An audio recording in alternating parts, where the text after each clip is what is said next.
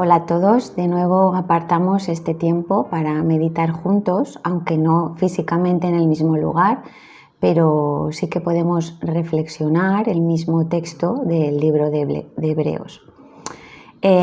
Vamos a empezar con el estudio del capítulo 11 de Hebreos y lo haremos en 2 domingos. Este domingo estudiaremos desde el versículo 1 hasta el versículo 16 y el próximo domingo desde el 16 hasta el final. Quisiera que tuvierais la Biblia cerca para poder ir juntos sobre la argumentación del capítulo y vamos a ver ahora algunas curiosidades sobre este texto. Por ejemplo, muchos versículos de este capítulo comienzan por la palabra por la fe. Leamos el versículo 4 que dice por la fe Abel, el versículo 5 por la fe Enoc, el versículo 7 por la fe Noé, el versículo 8 por la fe Abraham y así sucesivamente. Vemos que se van citando varios héroes y heroínas de la fe. Y el orden de aparición de estos héroes de la fe no es solo cronológico, sino que también tiene un paralelismo con nuestras vidas y los pasos de fe que damos. Me gustaría que tuviéramos en la mente una imagen que nos ayudará a estudiar este texto y es ver el Hebreos 11 como un museo en el que entramos y vamos a entrar a una sala que hay muchos retratos sobre personajes. Esta idea nos la aportó el expositor y escritor bíblico David Burt y nos ayuda mucho a hacernos una imagen de todo lo que va a suceder en este capítulo según el retrato del personaje que vamos viendo. Estas personas, personajes que se nos describen, nos dejaron algo que aprender a través de sus vidas. Así pues, vamos al texto y vamos a ir analizándolo poco a poco. Vamos a hacer la lectura desde el versículo 1 hasta el versículo 3, que dice: Es pues la fe, la certeza de lo que se espera, la convicción de lo que no se ve, porque por ella alcanzaron buen testimonio los antiguos. Por la fe entendemos haber sido constituido el universo por la palabra de Dios, de modo que lo que no se ve fue hecho de lo que no se veía. Está dándonos una definición de fe. ¿Qué es la fe? La certeza de lo que se espera, la convicción de lo que no se ve. Es decir, que las cosas que no tienen existencia se hacen reales por el ejercicio de la fe. Las promesas que Dios nos da tienen que ver con estado de cosas que pertenecen al futuro, pero que por fe actuamos cada día como si estuvieran presentes. Parémonos a pensar cuántas cosas o realidades conocemos por fe. Creemos que Cristo va a volver. Creemos que está sentado en el cielo a la diestra del Padre. Sin embargo, no hemos visto estas cosas. Así tenemos una infinidad de premisas que creemos por fe. El autor está haciendo el mismo énfasis que Pablo realiza en Romanos 8, 24 y 25. Leamos lo que dice.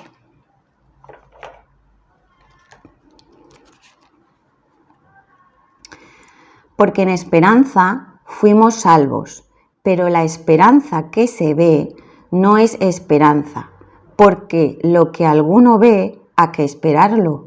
Pero si esperamos lo que no vemos, con paciencia lo aguardamos.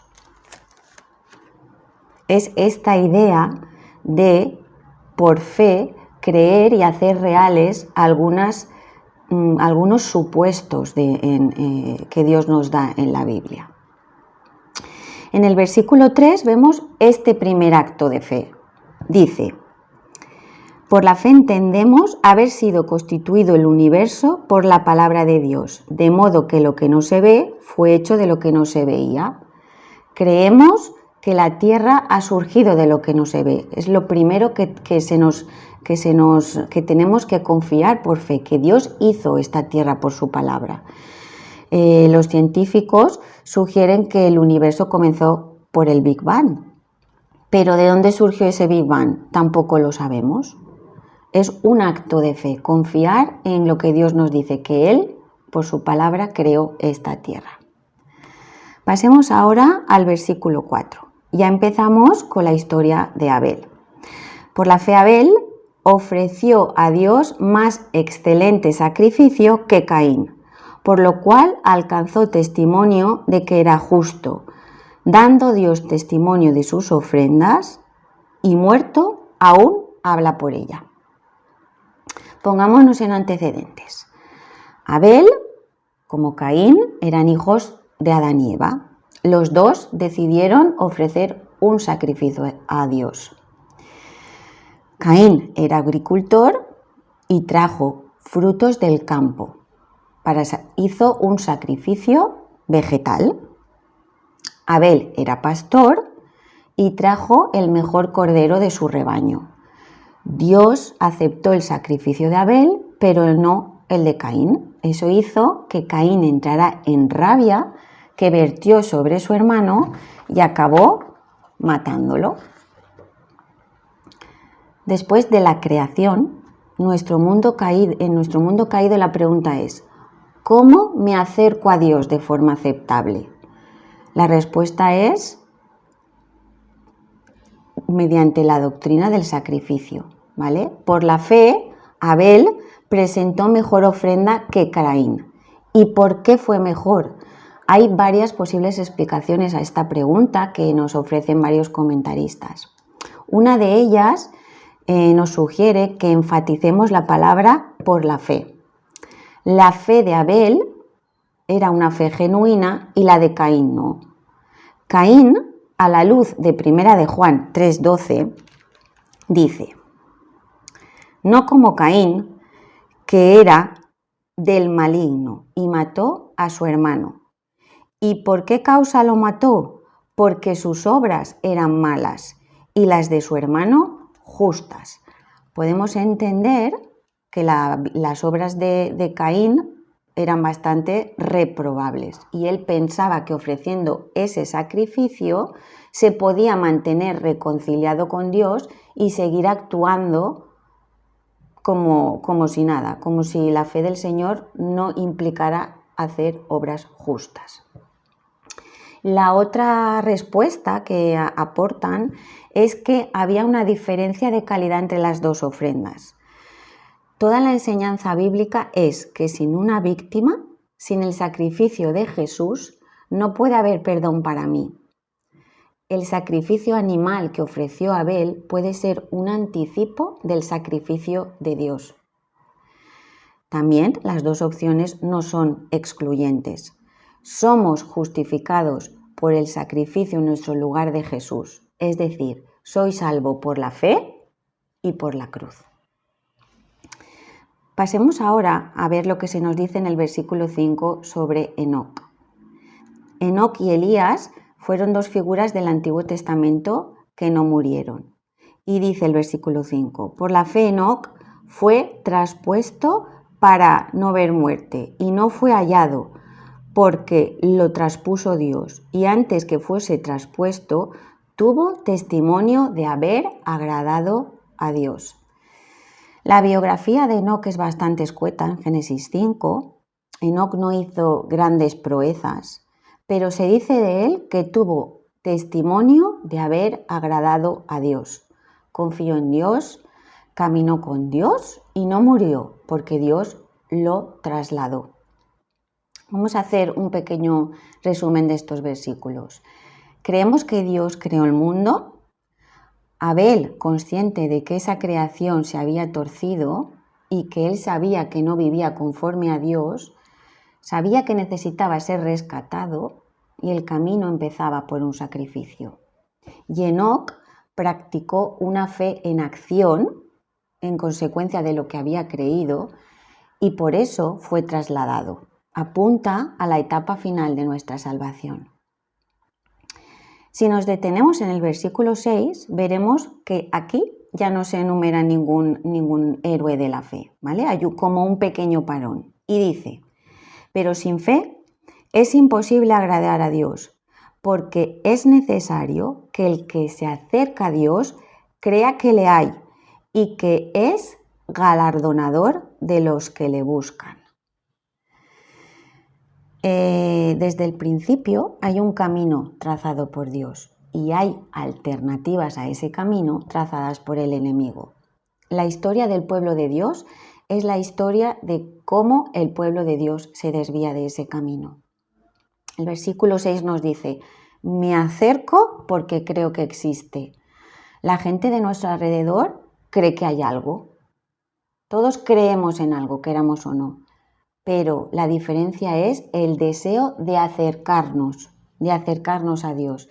He de creer que Dios existe y que se ha revelado en Jesús y seguir en mi caminar hacia adelante en busca del galardón. Galardón en la Biblia significa recompensa. Ese camino de seguir tiene una recompensa. Continuamos con el versículo 7 con la historia de otra persona, y es la historia de Noé. Dice así: por la fe Noé, cuando fue advertido por Dios acerca de cosas que aún no se veían, con temor preparó el arca en que su casa se salvase, y por esa fe condenó al mundo, y fue hecho heredero de la justicia que viene por la fe. Dios le manda a Noé construir un arca y no le vemos preguntar: ¿y esto para qué, Señor? Él cumplió. El Señor le dijo que anunciara un diluvio y que construyera un arca. Y eso hacía. Mientras él construía su arca, la gente pasaba, lo veía y se burlaban de él. Se reían, pero él persistió en su trabajo. Esta es nuestra situación. Creemos que viene el juicio final y aseguramos nuestra arca. El autor de Hebreos nos está recordando el juicio final. Noé nos presenta otra perspectiva, otra mirada de la fe, y es el perseverar en la vida de fe a pesar de que se burlen de nosotros, ¿no? Vivir construyendo nuestra arca día a día, trabajando por nuestra vida, por nuestra salvación, y en medio de una sociedad burlona mantener el testimonio, a la espera de que algunos entren en el arca. La historia que nos prepara ahora el versículo 8 es Abraham, ¿vale? La historia de Abraham que aquí se relata queda dividida en 4 partes. Veremos desde el versículo 8 al 16 y una primera parte nos relata la salida, cómo el primer paso de fe que dio Abraham fue dejar su tierra. Después veremos dónde establece su morada, que no es en un lugar terrenal. Después veremos cómo tiene descendencia, la fertilidad de la fe. Y por último veremos cómo su fe persiste. La primera parte, su salida, la leemos en el versículo 8. Por la fe Abraham, siendo llamado, obedeció para salir al lugar que había de recibir como herencia, y salió sin saber a dónde iba. La vida de fe empieza con un llamamiento. Dice el versículo 8, obedeció. Es difícil distinguir entre fe y obediencia. Nuestra fe se demuestra por actos de obediencia. En el día a día de vivir nuestra fe no vemos la tierra a la que Dios nos lleva. Nuestra vida está sostenida por sus promesas. Sigamos, en el versículo 9 y 10 leemos: por la fe habitó como extranjero en la tierra prometida como en tierra ajena, morando en tiendas con Isaac y Jacob, coherederos de la misma promesa, porque esperaba la ciudad que tiene fundamentos, cuyo arquitecto y constructor es Dios. Dice que vivió toda su vida en tierra ajena, igual que nosotros. Todos somos extranjeros. Habitó con Isaac y Jacob en tiendas, no tenía una morada permanente. Nuestra vida esta vida es provisional. Vivimos en tiendas esperando la vida eterna. Nos toca vivir por promesas. Cierto pastor, en una visita a una iglesia un domingo, preguntó: ¿cuántos extranjeros tenemos entre nosotros esta mañana? Y levantaron la mano pues hermanos que visitaban de América Latina o de Europa del Este. Y él hizo una pregunta: bueno, ¿y los demás? ¿Los demás por qué no habéis levantado la mano? ¿Qué esperaba con esta pregunta? Esperaba que toda la congregación hubiese levantado la mano, porque en verdad todos somos extranjeros en esta tierra. Los creyentes no debemos hacer morada en esta tierra fija, sino pensar que nuestra ciudadanía está en los cielos. ¿Cuántas veces en nuestro día a día soslayamos esta idea? Veamos ahora desde el versículo 11 y 12 la promesa de descendencia. Por la fe, también la misma Sara, siendo estéril, recibió fuerza para concebir y dio a luz aún fuera del tiempo de la edad, porque creyó que era fiel quien lo había prometido. Por lo cual, también de uno y casi ya muerto, salieron como las estrellas del cielo en multitud y como la arena innumerable que está en la orilla del mar. La vida de Abraham ocupa 12 versículos de los 40 que tiene el capítulo 11. Eso quiere decir que el ejemplo de Abraham era un ejemplo de peso.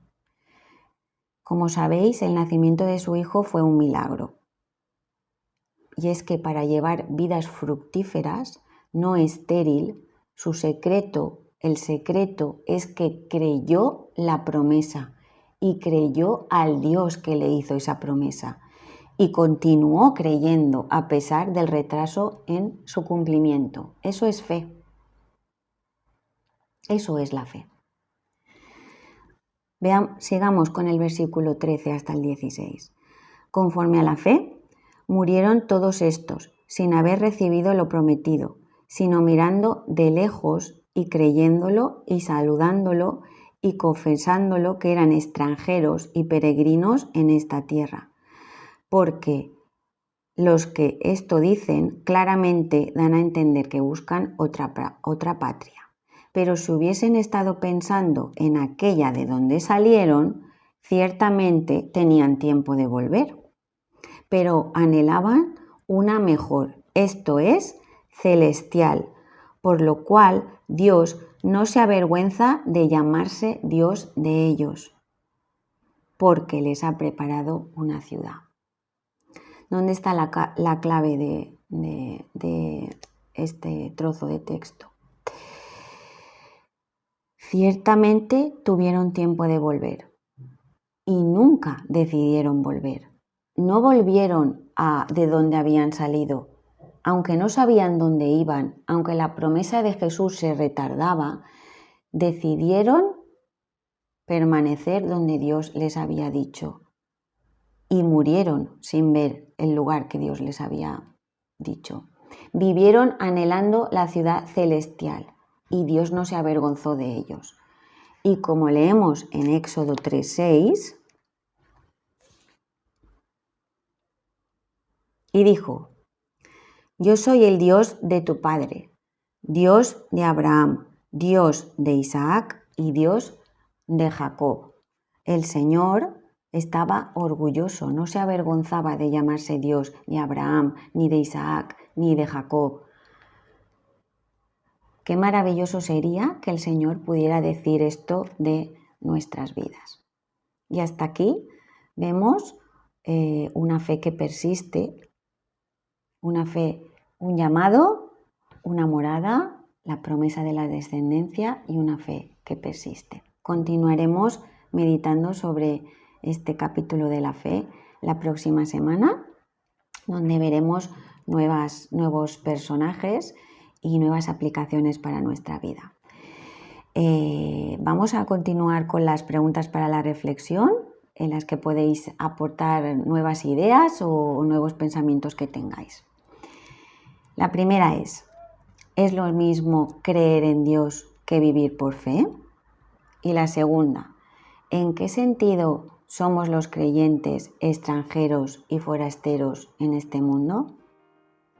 Espero que podamos aplicar esta enseñanza de hoy y ver el paralelismo entre los personajes que aparecen y nuestras vidas. Que tengáis buena semana.